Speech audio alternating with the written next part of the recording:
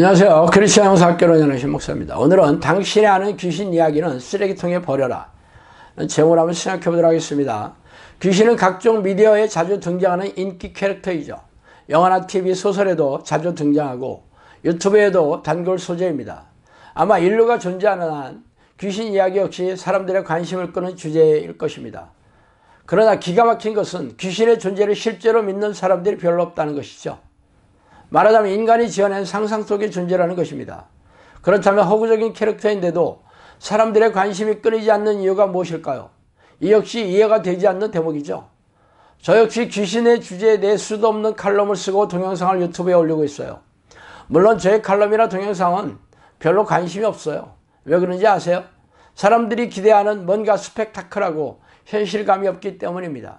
말하자면 사람들의 관심을 끄는 폭발적인 스토리가 없다는 것이죠. 사람들의 관심을 끌려면 상상력을 최대한 동원해서 스토리를 맛깔스럽게 지어내야 합니다. 그런 것을 잘 해낸 영화나 TV 드라마, 소설이 대중의 입소문을 타서 대박을 터뜨리는 것이죠.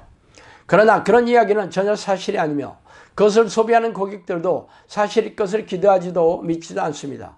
그저 공상과학 영화나 다름없이 소비하며 즐기는 엔터테인먼트에 불과하죠.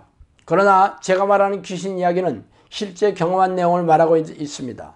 소름 끼치는 현실성도 없고 스펙타클한 비주얼도 없지만 중요한 것은 그게 팩트라는 것입니다. 그게 다른 사람들이 말하는 귀신 이야기와 제가 말하는 게 다른 이유예요.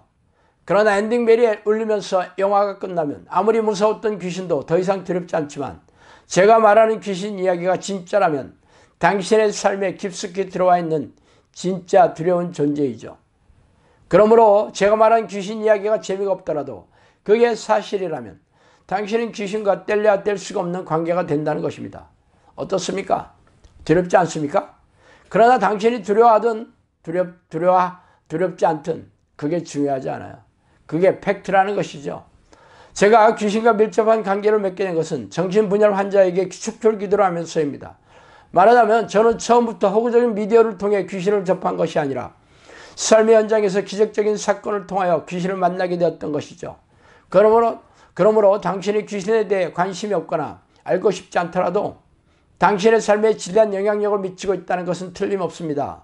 조선시대 우리네 선조들은 기생충에 대해 아는 것이 거의 없었지만 기생충은 모든 사람들의 안에 잠복해서 그들의 건강과 삶에 지대한 영향을 끼쳤듯이 당신도 귀신에 대해 무지하더라도 귀신들은 당신의 생명과 영혼에 막대한 영향력을 행사하고 있다는 것이죠. 그러나 그보다 더욱 나쁜 소식이 있어요.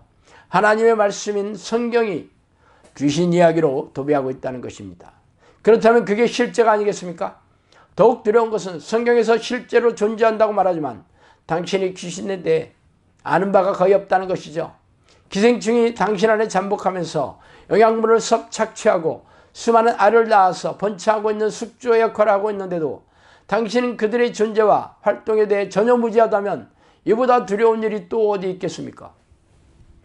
마귀가 벌써 시온의 아들 가룟 유다의 마음에 예수를 팔려는 생각을 넣었더라. 요한복음 13장 2절이죠. 예수께서 돌이키시며 베드로에게 이르시되 사탄아 내 뒤로 물러가라. 너는 나를 넘어지게 하는 자로다. 내가 하나님의 일을 생각하지 아니하고 도리어 사람의 일을 생각하는도다 하시고. 마태복음 16장 23절이죠. 전에는 우리도 다 그 가운데서 우리의 육체의 욕심을 따라지내며 육체와 마음이 원하는 대로 하는 것을 하여 다른 이들과 같이 본질상 진노의 자녀였더니 에베소 2장 3절입니다. 귀신은 천사와 동격으로 막강한 영적 능력이 있어요. 그들의 가장 치명적인 공격은 바로 사람의 머리를 타고 앉아 인본적이고 세속적인 생각을 넣어줘 속인다는 것에 있습니다. 귀신들이 넣어주는 생각을 분별하는 것은 거의 불가능합니다.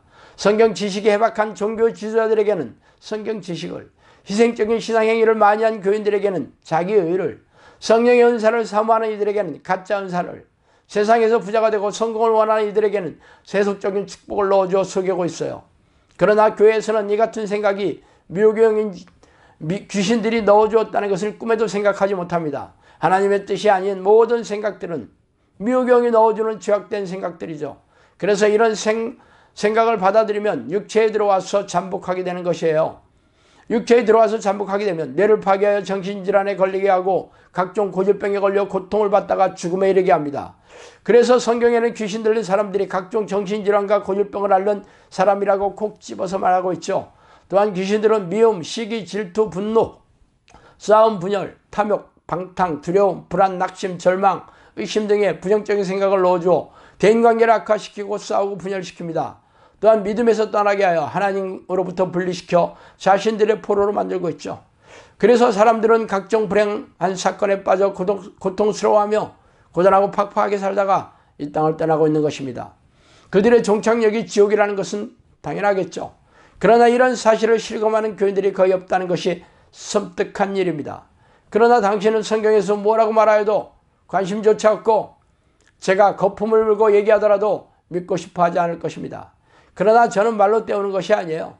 정신질환과 고질병에 시달리는 사람들에게 축절 기도로 해서 귀신을 쫓아내면서 치유하고 있고 각종 삶의 문제에 고통받고 있는 사람들에게서 귀신을 몰아내고 삶과 영혼을 회복시키는 것으로 제 주장을 증명하고 있습니다.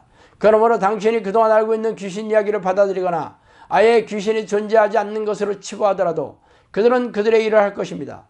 사람들의 머리를 타고 앉아 자신들의 생각을 넣어주어 속이면서 죄를 짓게 하여 죄인으로 만들고 있는 것이죠.